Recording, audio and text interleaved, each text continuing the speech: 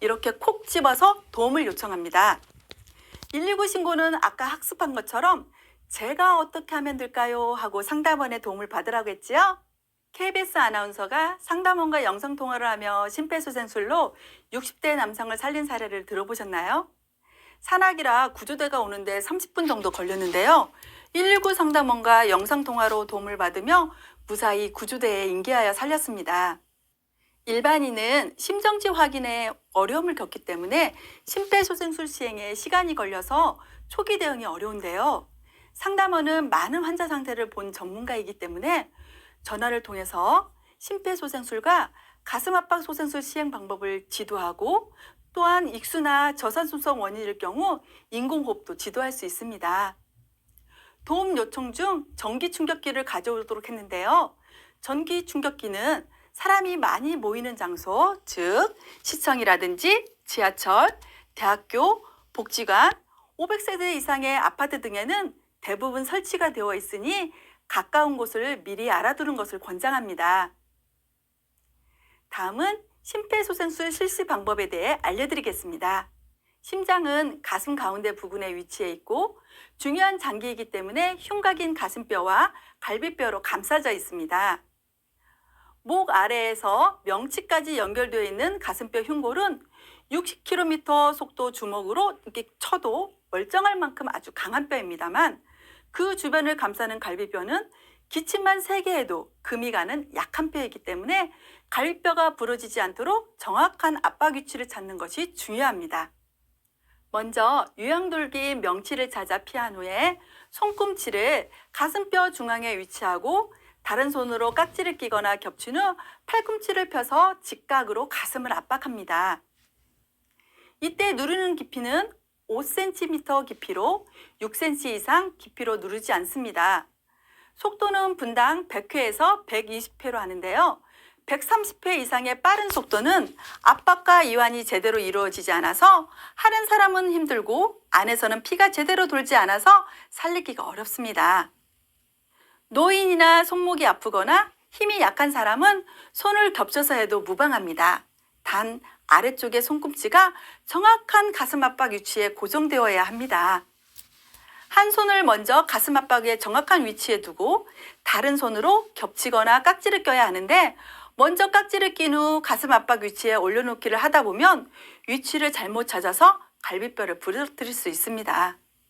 팔꿈치를 곧게 펴서 압박을 하면 어깨와 허리 힘으로 몸무게를 이용하여 압박을 하기 때문에 수술자가 덜 힘들고 가슴 압박하기에도 용이하며 압박 효과도 좋은데 팔꿈치를 구부리며 하는 압박은 수술자가 힘만 들지 가슴 압박 효과가 떨어져서 환자 내부에서는 혈액순환이 제대로 되지 않습니다.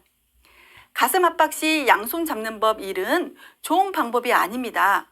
너무 꽉 끼게 잡아 갈비뼈를 부러뜨릴 수 있습니다. 엉덩이를 들어 어깨와 손꿈치 간에 직각을 이루어 압박하는 것이 좋은데요. 직각으로 누르지 않으면 압박도 잘 되지 않을 뿐더러 환자의 피부가 벗겨지거나 뼈의 변이가 발생할 수 있습니다. 다음은 기도 유지 방법입니다. 한 손으로는 이마, 다른 한 손은 턱뼈를 잡아 올려 머리가 살짝 뒤로 기울어지게 해서 눌린 기도를 열어줍니다. 인공호흡은 2회 실시하는데 가슴 압박과 인공호흡이 동시에 이루어지지 않도록 주의하면서 평상시 호흡과 같은 양을 들이쉰 후 숨을 불어넣습니다. 여러분도 함께 따라해 보세요. 먼저 한 손은 이마, 다른 한 손은 턱뼈를 잡아 올려 머리가 살짝 뒤로 기울어지게 해 기도를 개방한 다음 이마 쪽 손으로 환자의 코를 막고 자신의 입을 크게 벌려 환자의 입을 완전히 감싼 후에 불어넣은 공기가 옆으로 새지 않도록 해야 합니다. 다시 1번으로 돌아가 약 2초 동안 공기가 새어나도록 해주고요. 다시 코를 막고 입을 감싼 후에 공기를 불어넣습니다. 심폐소생술은 언제까지 해야 할까요? 환자가 자가호흡을 할 경우, 환자의 의식이 돌아왔을 때, 응급의료 요원이 도착하여 환자를 인계했을 때, 심폐소생술 교대자가 바꿔줄 때까지 실시하면 됩니다. 그런데 만약 구조대가 도착하기 전에 환자의 의식이 돌아온다면 어떻게 해야 할까요? 사진처럼 환자를 옆으로 돌려 눕혀 가래나 음식물 같은 몸 안의 물질이 밖으로 나올 수 있도록 해야 합니다. 그러나 회복 자세로 오래 누워 있으면 심장과 폐가 눌려 다시 의식을 잃는 경우가 발생하므로 구토가 멈추면 똑바로 눕히고 고개를 옆으로 돌려놓는 자세를 취합니다.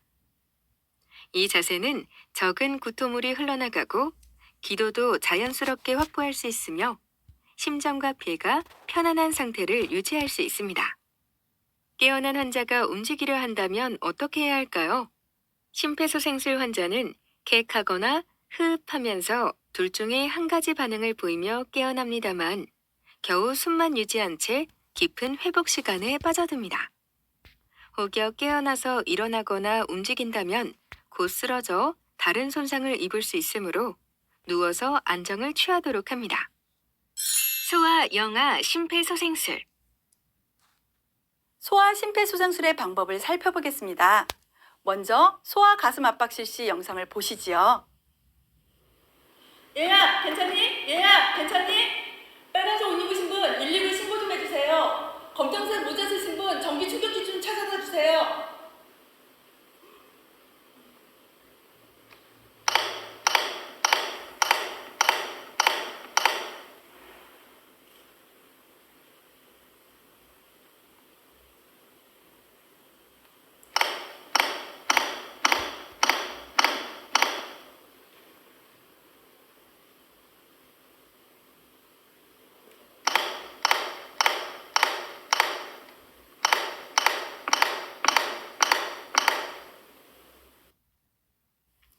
소아의 가슴 압박 위치도 성인과 같습니다. 먼저 명치를 찾아 그것을 피한 후에 명치 윗부분에 한 손으로 올린 후 압박을 합니다. 힘이 약한 분은 성인처럼 양손으로 압박을 해도 괜찮습니다만 압박 깊이가 성인보다 1cm 적게 4cm 정도 압박하면 됩니다. 속도도 성인처럼 분당 100에서 120회 속도입니다. 다음은 역류와 심폐소생술의 방법을 살펴보겠습니다. 먼저 역류와 가슴 압박 실시 영상을 보시지요. 아가야, 아가야, 괜찮니? 아가야, 아가야, 괜찮니? 아가야, 아가야, 괜찮니? 빨간색 옷 입으신 분 119 신고 좀 해주세요. 검정색 모자 쓰신 분 전기 충격기 좀 찾아다 주세요.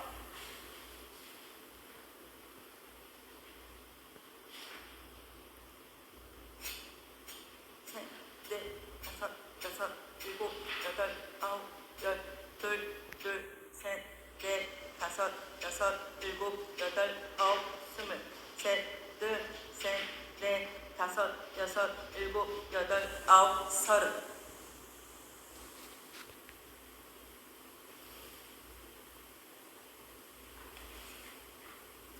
하나, 둘, 셋, 넷, 다섯. 아기를 평평한 바닥에 눕힌 후 영아는 너무 작기 때문에 영상처럼 가슴 압박 위치를 찾아 두 손가락으로 압박을 합니다. 압박 깊이는 3에서 4cm 정도, 속도는 분당 100에서 120회 속도입니다. 영아의 회복 자세는 영상처럼 안아서 머리가 엉덩이보다 아래로 향하게 하는데요. 구토물이 잘 빠져나갈 수 있도록 하고 아이의 안정을 돕기 위해서입니다. 다시 한번 심폐소생술 절차를 요약하면 가슴뼈의 가운데 아래쪽을 깊고 빠르게 누릅니다. 깊이는 5cm, 6cm 이상 누르지 않으며 빠르기는 1분에 100에서 120회 속도로 누른 만큼 되돌립니다. 이때 심장은 이완될 때 혈액을 공급받습니다. 또 한 가지, 가슴 압박이 10초 이상 중단되지 않도록 해야 합니다. 그리고 인공호흡은 지나치게 불어넣지 않습니다.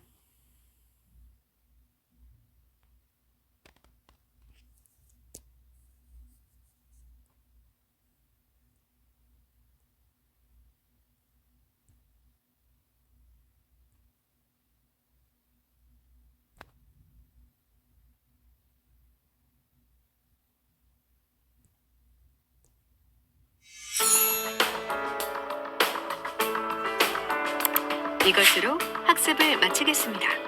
수고하셨습니다.